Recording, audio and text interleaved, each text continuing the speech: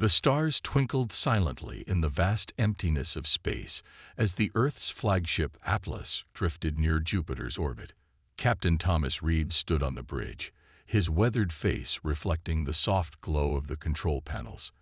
The ship's sensors suddenly lit up with unknown signatures, and before anyone could react, 3 sleek vessels materialized from what appeared to be nowhere. "Unknown vessels approaching, sir," reported Officer Mark Davis, his fingers dancing across the controls.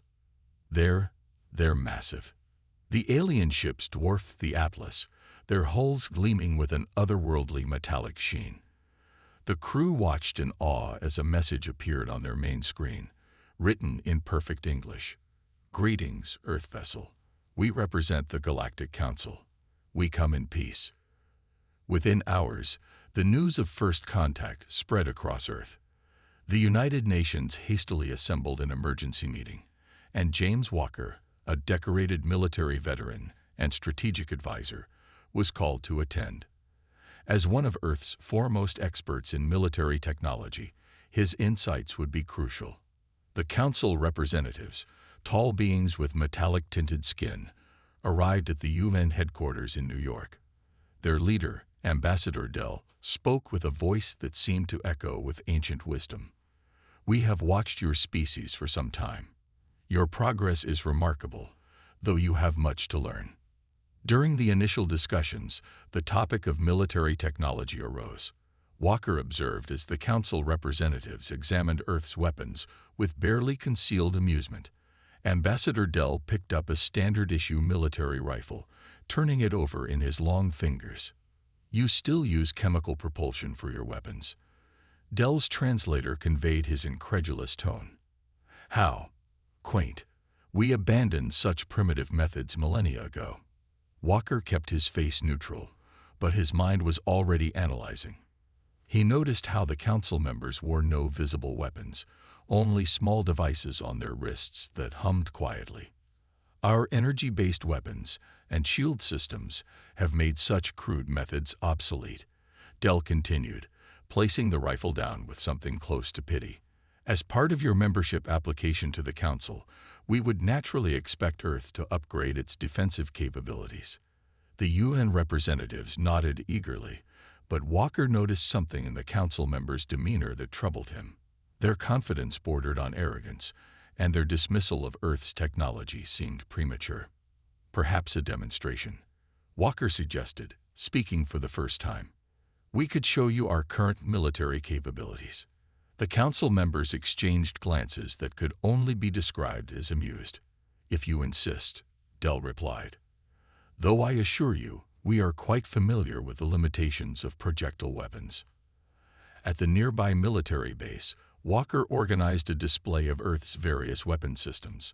The Council members watched with polite disinterest as tanks rolled by and fighter jets screamed overhead. Their attention only seemed to spark when their own ship displayed its capabilities. A small drone emerged from their vessel, surrounded by a shimming energy field. "Observe," Dell said. Their energy weapons fired, beautiful beams of light that could apparently vaporize targets instantly. Their shields seemed to deflect everything effortlessly. But Walker noticed something crucial. The energy shields created a visible distortion in the air, a pattern that his trained eye couldn't ignore. He kept this observation to himself. The day ended with Earth being offered conditional membership in the Galactic Council, pending their technological advancement. As the alien ships departed, leaving behind a small delegation, Walker sat in his office, deep in thought. He opened his computer and began typing a report. His instincts, honed by years of combat and strategy, told him that Earth shouldn't be so quick to abandon its primitive weapons.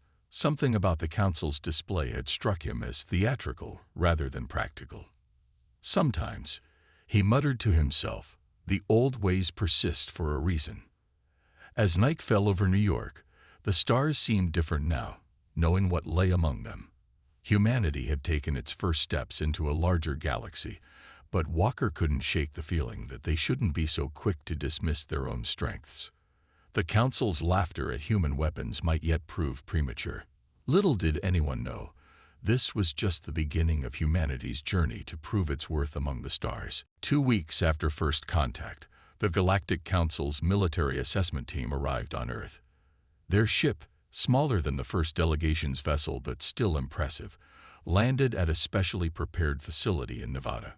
Walker stood watching as 3 Council military experts emerged, their armor gleaming under the desert sun. The lead examiner, Commander Trell, carried himself with the confidence of someone who had seen countless battles. His metallic skin had visible scarring, suggesting that even with their advanced technology, combat remained dangerous. "We will begin our evaluation of your military capabilities," Trell announced through his translator. "Though I must say, based on initial reports, this seems like a formality." The assessment began with a review of Earth's most advanced weapons. At the testing range, Walker and his team had prepared displays of everything from standard infantry weapons to their most sophisticated missile systems. "Fascinating," Trell commented, watching a demonstration of a new railgun prototype. "You've managed to make projectile weapons slightly faster, yet you still rely on physical ammunition." His tone carried the same condescension Walker had noticed in the first delegation. One of Trell's assistants stepped forward, holding what looked like a small crystal. "Allow us to demonstrate real military technology." The crystal floated from his hand, creating a holographic display of their weapon systems. "Our basic infantry weapon," he explained, showing a sleek rifle-like device. "It fires concentrated plasma bolts. No recoil, no ammunition to carry, powered by microfusion cells that last for years." Walker watched carefully as they displayed their weapons in action. The hologram showed energy weapons cutting through various materials with ease. Yet something caught his attention. All the demonstrations showed their weapons firing at stationary or slow-moving targets. "Impressive," Walker acknowledged. "But how do these weapons perform in adverse conditions? Rain, dust storms, electromagnetic interference?" Trell waved his hand dismissively. "Our shields protect our weapons from any environmental factors. Here, observe." They activated a personal shield generator, creating a shimming barrier around a test dummy. Walker noticed the same distortion pattern he'd seen before. One of their energy weapons fired, the bolt dissipating harmlessly against the shield. "Now try your primitive weapons," Trell challenged, almost smirking. Walker nodded to his team. They fired several rounds from different weapons, each stopping at the energy barrier. The council members exchanged satisfied looks. But Walker had been counting. Each impact on the shield created a slight fluctuation in its pattern. He filed this observation away for later analysis. The assessment continued for hours. The council team grew increasingly bored as they examined Earth's defensive installations, missile silos, and Air Force bases. They seemed particularly amused by the concept of aircraft carriers. "You still use ships that float on water?" Trell asked incredulously. "We haven't needed such vessels since developing anti-gravity technology." That evening, in a secure briefing room, Walker met with Earth's military leadership. The council team's report had been predictably dismissive, recommending a complete overhaul of Earth's military technology. "They're offering to help us transition to energy weapons," General Roberts said, reviewing the report. "Say they can have our forces upgraded within 5 years. Walker stood up, walking to a whiteboard. "Before we rush to abandon our current technology, I'd like to point out some observations." He began drawing diagrams of the shield patterns he'd noticed. "Their energy shields operate on a consistent frequency.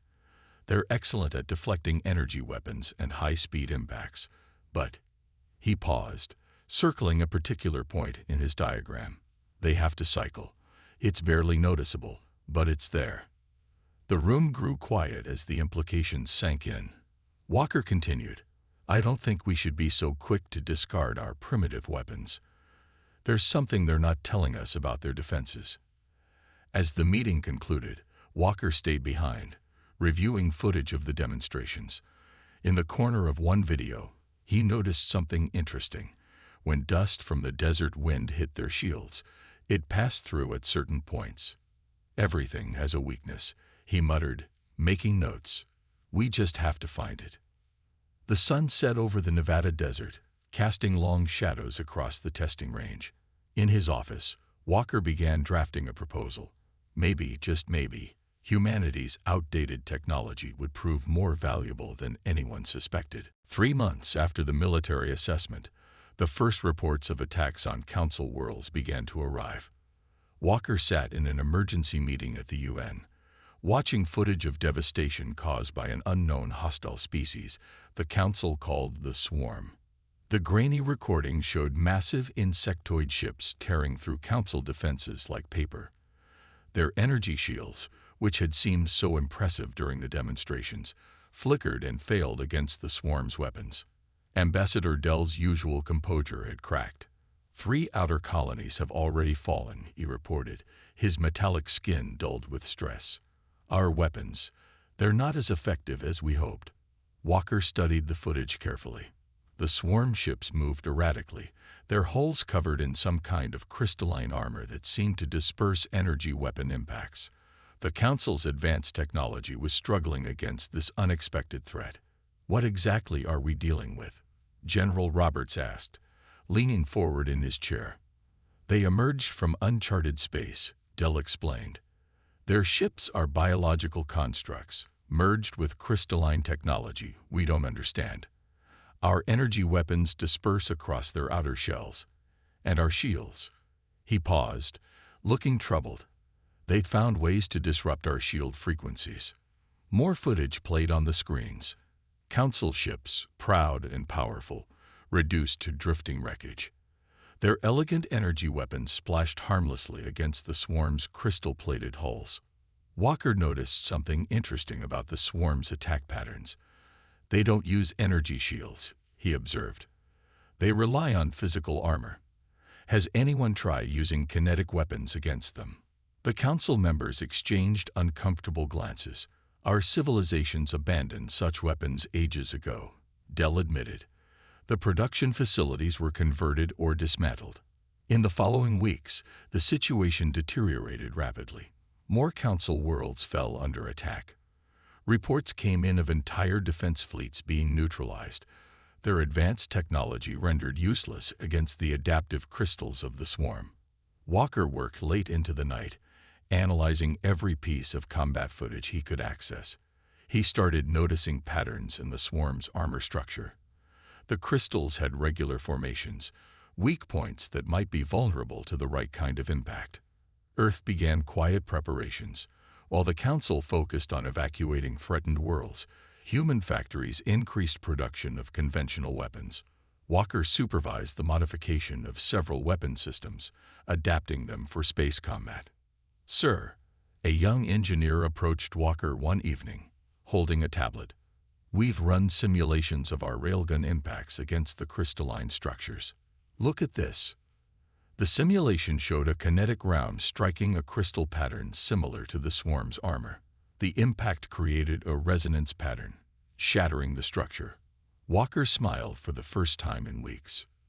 Meanwhile, the Swarm pressed deeper into Council space. Their ships now appeared near major trade routes, disrupting supply lines and communications. The Council's mighty civilization, built on the assumption of energy weapon supremacy, found itself facing an enemy that had evolved specifically to counter their technology. We need to consider evacuation protocols for Earth, Dell suggested during another emergency meeting. The Swarm will reach your sector within months. Walker cleared his throat.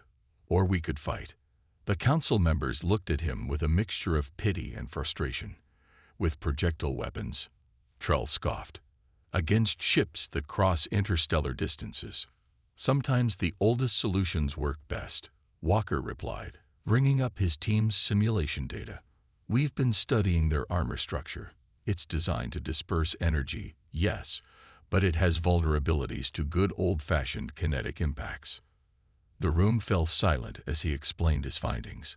The Council members' expressions shifted from dismissal to desperate hope as they realized Earth might have a solution they had overlooked in their rush to abandon primitive technology. As the meeting ended, Walker stood at the window, watching the sunset. Somewhere out there, The swarm was advancing, believing they had the perfect defense against the galaxy's weapons. They, like the Council, had never considered that humanity's outdated technology might be exactly what was needed. The time was coming for humanity to prove its worth to the galaxy, one bullet at a time. The research facility buzzed with activity as Walker and his team worked around the clock. They had managed to salvage a piece of swarm armor from a destroyed scout ship, and now it sat in their testing chamber, its crystalline surface gleaming under the harsh laboratory lights. "First test ready, sir," announced Dr. Miller, adjusting the settings on their modified railgun. The weapon had been specially calibrated for this experiment, loaded with various types of projectiles. Walker stood behind the reinforced glass, his eyes fixed on the target. "Begin the sequence." The first shot was a standard tungsten round. It struck the crystal armor at Mach 7, creating a spider web of cracks across its surface. The Council observers in the room shifted uncomfortably. "Interesting," Commander Trell muttered, his metallic features reflecting the flashing instruments. "But the armor is still largely intact." Walker nodded, already expecting this result. "Load the resonance round." This was their new design, a projectile specifically engineered to create harmonic vibrations upon impact. Dr. Miller loaded the specialized ammunition, her movements precise and practiced. The shot rang out.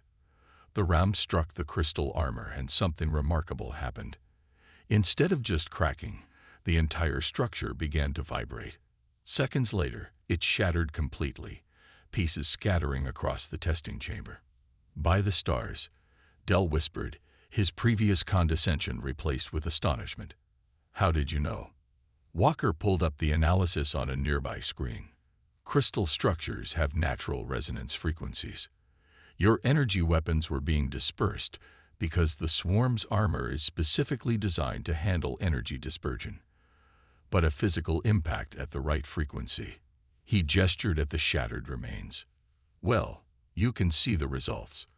The discovery spread quickly through the facility.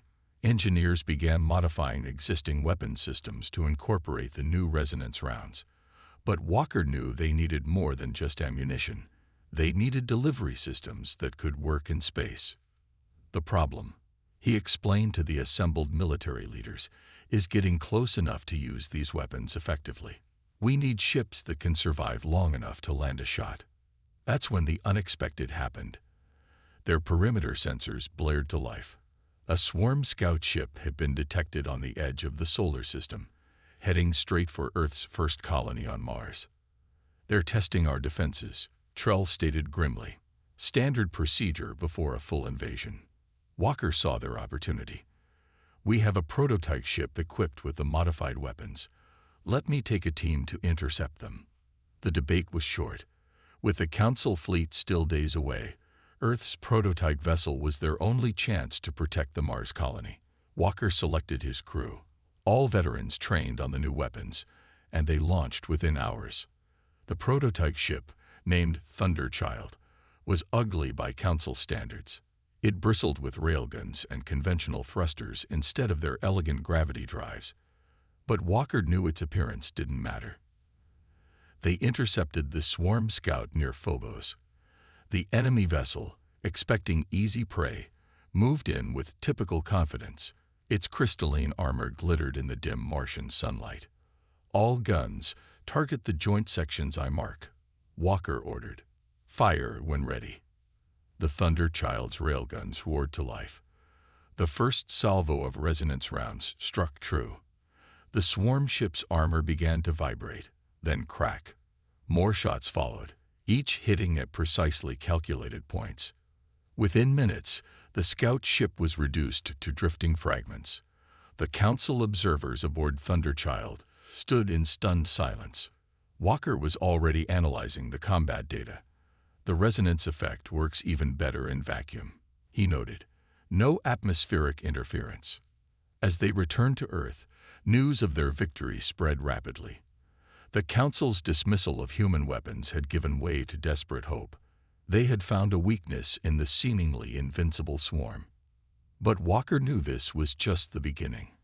One scout ship was nothing compared to a full invasion fleet. Still, as he watched Earth grow larger in their viewport, he allowed himself a small smile. Sometimes the best solutions were the ones you'd had all along. Red alert sirens blared through Earth's Defense Command Center. The main screen showed dozens of swarm vessels emerging from hyperspace near Jupiter. This wasn't a scout force. It was a full invasion fleet. Multiple signatures detected, reported Officer Davis, his voice steady despite the tension. Counting at least 30 capital ships and over 100 support vessels. Walker stood at the command station, surrounded by both human and council officers. The past week had been spent preparing for this moment, retrofitting every available ship with the new resonance weapons. "Status of our fleet?" he asked, studying the tactical display. 25 Earth vessels ready, armed with modified railguns. Council's support fleet is still 6 hours out. General Roberts pointed to the defensive formation they'd established. "We're all that stands between them and Earth." The human fleet looked absurdly primitive next to the approaching swarm armada. Their ships were basically flying gun platforms, built around massive railgun arrays. But Walker knew appearances could be deceiving. "All ships, battle formation Delta," Walker commanded. "Remember your training. Time your shots with the resonance patterns we observed." The swarm struck first. Their crystalline ships accelerated toward Earth's defenses, energy weapons blazing. Several human vessels took hits, but their conventional armor held better than expected. "All ships, commence firing," Walker ordered. "Target the lead vessels first." The space between Jupiter and Mars lit up with railgun fire. Specialized resonance rounds streaked across the void, each one precisely calculated to strike the swarm ship's crystal armor at its weakest points. The effect was devastating. The first volley caught the swarm completely by surprise. Their leading ships, expecting their armor to deflect any attack, flew straight into the barrage. Multiple vessels shattered, their crystal hulls breaking apart in spectacular cascades. "It's working," someone shouted. The tactical display showed at least 6 swarm capital ships destroyed in the opening minutes. But the swarm adapted quickly. Their remaining ships began evasive maneuvers, making it harder to land the crucial resonance hits. They returned fire with increased intensity, forcing the human fleet to scatter. "They're learning," Walker observed. "But so are we. All ships, switch to pattern Omega. Use their momentum against them." The human fleet executed a complex series of maneuvers, drawing the swarm ships into carefully planned killing zones. Each time the enemy tried to concentrate their forces, they faced coordinated railgun fire from multiple angles. The battle raged for hours. Space itself seemed to crystallize with the fragments of shattered swarm ships. The human fleet took losses too. 8 ships destroyed, several others damaged, but they held their ground. Then the Council fleet arrived early, their ships emerging from hyperspace behind the swarm formation. Caught between 2 forces, the alien armada finally broke. Their remaining ships retreated in disarray, leaving behind a graveyard of crystalline debris. The victory was decisive. Humanity's primitive weapons had accomplished what the Council's advanced technology could not. The swarm's supposedly impenetrable armor had proven vulnerable to the simple physics of kinetic impacts. In the aftermath, Walker walked through the command center, where Council engineers were already studying data from the battle. Their earlier condescension had been replaced by genuine respect. "We were wrong," Commander Trell admitted, approaching Walker. "We thought technological advancement meant abandoning the old ways, but you proved that sometimes the fundamental solutions are the most effective." Walker nodded, but his mind was already on the future. "The swarm will be back," he said, "and they'll try to adapt to our weapons. We need to be ready." The next few hours were spent analyzing battle data and planning improvements to their weapons. The human engineers were already talking about new projectile designs, while Council technicians discussed ways to incorporate kinetic weapons into their own ships.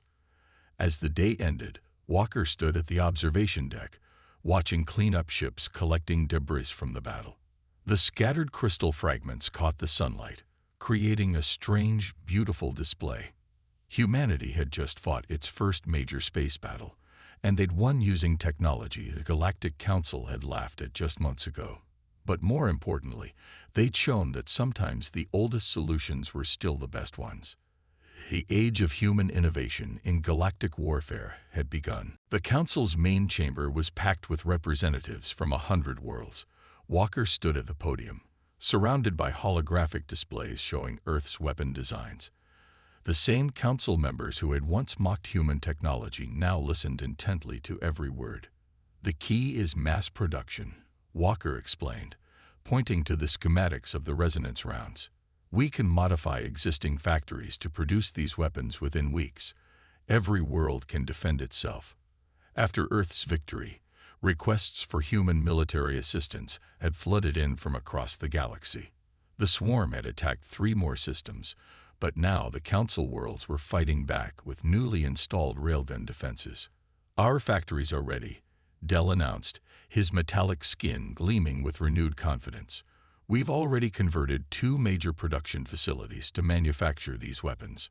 Walker led the combined Human Council task force responsible for upgrading planetary defenses. Ships that once carried only energy weapons were now being retrofitted with kinetic weapon systems. The marriage of human ingenuity and Council technology was creating something entirely new. "Report from the Centauri sector," Officer Davis called out during one of their strategy sessions. "First successful defense using the new hybrid weapons. No Council worlds lost." The hybrid weapons were Walker's latest innovation, combining traditional railguns with Council power systems to create devastatingly effective anti-swarm weapons. The crystalline armies that had once seemed unstoppable were now being pushed back across multiple fronts. In a secure facility on Mars, Walker watched as the first new generation of Council ships rolled out of the production line. They looked different now, sleeker but more practical, with visible railgun ports alongside their energy weapon arrays. "The swarm is adapting," Commander Trell noted during a tactical briefing. "They're developing new armor configurations, trying to counter our resonance weapons." But humanity was adapting too. Each new swarm tactic was met with innovations in weapon design. The Council's advanced sensors combined with human ballistic expertise created an ever-evolving defense system. "They never expected this," a Council scientist remarked, watching test fires of the new weapons. "They thought they had countered every possible weapon, but they never imagined we'd go back to basics." Walker spent long hours in the research labs, working with both human and Council engineers. They were developing new ammunition types, better delivery systems, more efficient ways to crack the swarm's evolving defenses. The manufacturing revolution spread across Council space. Worlds that had long forgotten how to make physical weapons were now producing advanced railguns and hybrid defense systems. The galaxy was rearming itself with humanity's primitive technology. Another success, Davis reported one morning. The swarm attempted to attack the Rigel colonies. The new defense grid shattered their entire fleet. Victory after victory followed. The swarm, faced with weapons they couldn't adapt to, began retreating from Council space. Their crystalline ships, once a terror to behold, were now reduced to scattered remnants. In the Council's military academy, human instructors now taught alongside Council veterans. Young officers learned both energy weapon tactics and old-school ballistic combat. The synthesis of technologies was creating a new generation of defenders. Walker stood in his office on Earth, looking at a map of known space. The red dots marking swarm-controlled territories were shrinking week by week. Humanity's contribution to galactic defense had changed everything. "The Council requests your presence at the strategic planning session," an aide announced. "They're discussing the final offensive against the swarm's home systems." As Walker walked to the meeting, he passed a display case containing an old Earth rifle, the same one the Council had once mocked. Next to it sat a piece of shattered swarm crystal armor, a testament to the power of primitive weapons. The revolution wasn't just in technology, it was in thinking. The Council had learned that progress didn't always mean abandoning the past. Sometimes, the old ways still had value. The galaxy was changing, and humanity, once dismissed as backwards and primitive, was leading that change. All because they'd never forgotten the simple effectiveness of a well-placed shot. 5 years after Earth's first contact with the Galactic Council, the galaxy was a very different place. Walker stood at the window of his new office in the Council's central military headquarters, watching ships come and go. Every vessel, whether Council or human, now carried the distinctive profile of hybrid weapon systems. Final report from the frontier, Officer Davis announced, entering the office. The last known swarm hive world has been secured. Their threat is officially over. The victory had come at a cost, but the combined forces of humanity and the Council had prevailed. The integration of primitive human weapons with advanced alien technology had created an unstoppable defense force. To think we once laughed at their weapons, Commander Trell mused during the victory celebration. He and Walker had become close friends over the years of fighting together. Now every cadet learns to use both energy beams and kinetic rounds. The new Council Military Academy on Mars had become the premier training facility in known space. Young officers from 1,000 worlds came to learn what humans had never forgotten, that sometimes the simplest solution was the most effective. The latest hybrid destroyer is ready for inspection, an engineer reported. Walker followed him to the shipyard where the massive vessel waited. Its hull bristled with both railguns and energy weapons, a perfect blend of human and Council technology. In the years since the first battle, the integration had gone far beyond just weapons. Human engineering principles had revolutionized Council ship design, while alien technology had helped Earth make massive leaps in other areas. The Council has approved the new defense doctrine, Dell announced during a high-level meeting. All member worlds will maintain both energy and kinetic weapon systems. We won't be caught unprepared again. Walker remembered how it all started, with the Council laughing at human guns. Now those same weapons, enhanced by alien technology, were the backbone of galactic defense.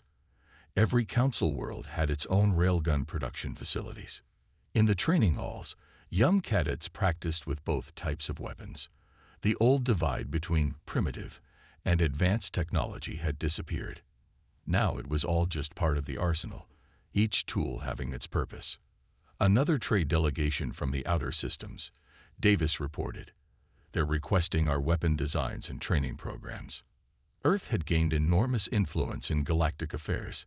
Human military advisors were stationed on key worlds throughout Council space, teaching the lessons they'd learned in the war against the swarm. Walker walked through the new Council Defense Museum, where displays showed the evolution of combat technology. An old Earth rifle sat next to a Council energy weapon, with a modern hybrid gun completing the exhibit. Each had its place in history. The combined fleet exercises are complete, Trell reported. Every ship performed above expectations. The integration is complete. The new defense fleet was a sight to behold. Council ships with human weapons, Earth vessels with alien technology, all working together in perfect harmony. It was a far cry from the days when the Council had dismissed human military capability. In the research labs, human and alien scientists worked side by side, developing new innovations that combined the best of both worlds.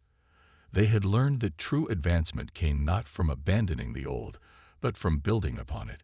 You changed everything, Dell told Walker during the anniversary celebration of First Contact. You showed us that progress isn't always about moving forward. Sometimes it's about remembering what works. As Walker looked out at the combined fleet orbiting Earth, he smiled. The galaxy had learned its lesson. No longer would any civilization dismiss another's technology as primitive. Every world, every species had something to contribute. The final irony wasn't lost on anyone. The Council that had once laughed at human weapons now required all its member worlds to maintain kinetic weapon systems. Humanity's primitive technology had become the foundation of galactic security. The stars seemed brighter now, safer. And somewhere out there, new challenges waited. But this time, The galaxy would face them together, with all the tools at their disposal, both old and new.